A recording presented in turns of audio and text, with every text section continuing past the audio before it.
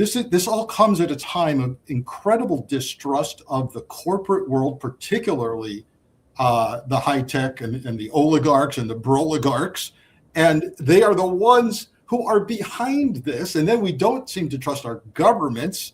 So now we've got this kind of outrage, and it doesn't help that we've got a video of AOC, Sean, showing the allegedly contaminated water coming from a metadata center.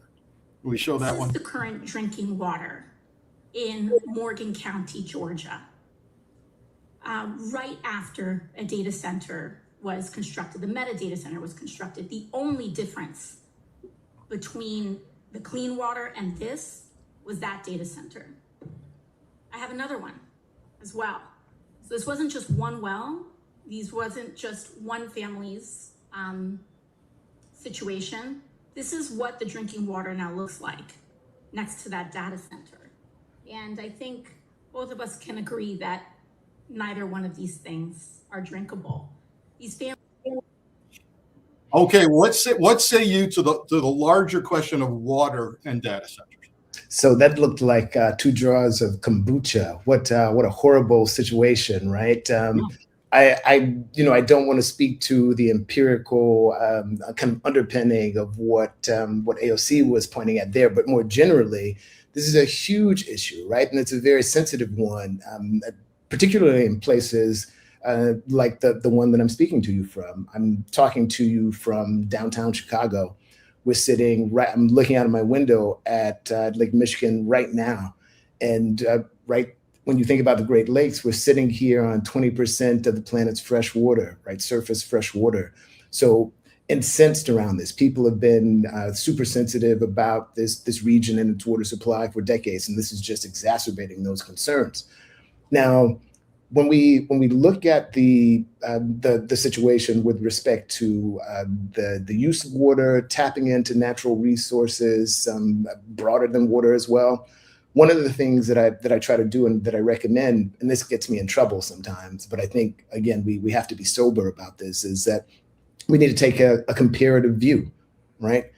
AI arrives, generative AI arrives, the hyperscaler data centers, those data centers we were talking about a few minutes ago that the large AI companies need to make and run their models, those come online.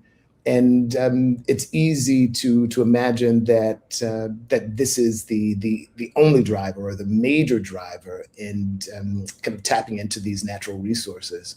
But if you look at the whole suite of interconnected systems that make our modern world possible, this problem pre-exists this technology, right? If you look at automobility, right? If you look at what it takes to actually maintain this, from my perspective, insane approach to transportation in our country and around the world, you might sober up a little bit. If you look at the amount of water that it takes to maintain, say, the golf courses of Phoenix, Arizona, where I used to live as well, you might take a slightly different view of this. This kind of perspective sometimes gets me in trouble because it's easy to say, oh, Bennett is just being an apologist here, but I'm not.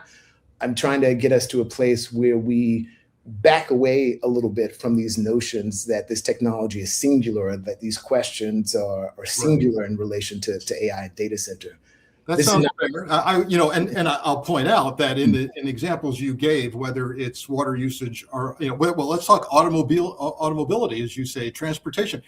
We eventually figured out, we're going to have environmental rules, although this administration may not be a fan of those. But we have emissions rules for transportation. We put seatbelts mandatory in cars. Water usage. Cities and towns and golf courses can only do it on certain days at certain times. And yes, there's a massive problem. Something's made the news recently about Corpus Christi, Texas, and they're going to run out of water because of big corporate oil refineries and the corporate users on the Gulf of Mexico. So.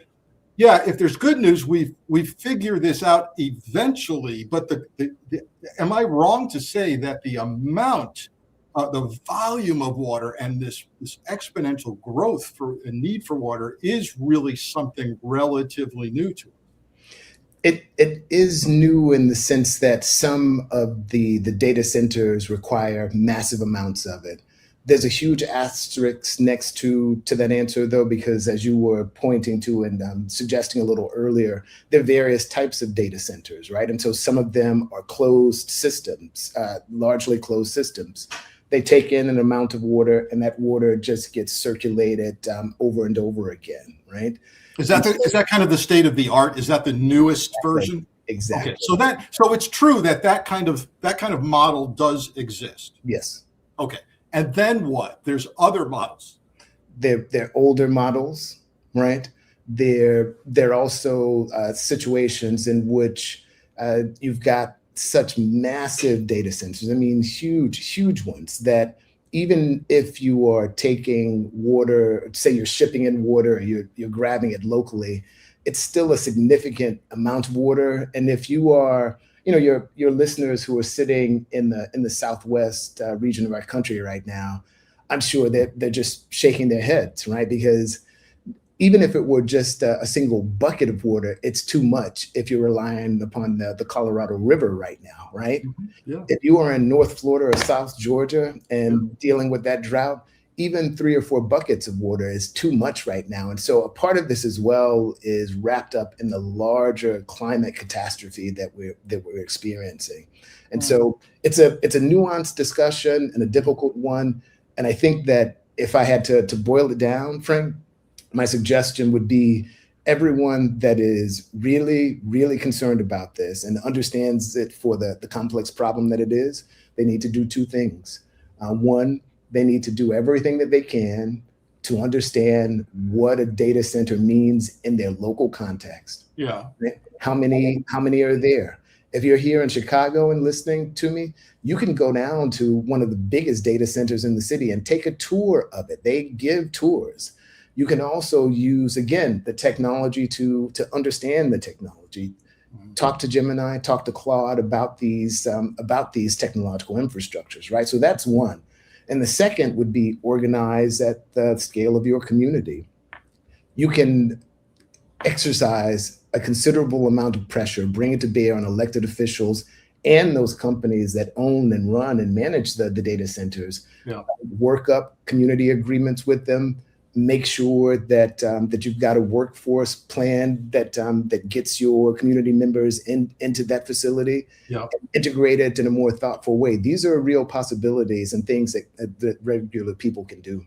Yeah, I love this because I love my audience because I know that they are engaged. So they're not just going to kind of, hair on fire, or we've got to stop data centers, but rather, hold on. We may have to, but we're going to learn about it first. And then we're going to have to engage with our lawmakers and corporate types who are in it for the money. And we're going to have to get our hands around this for our community. I love that idea.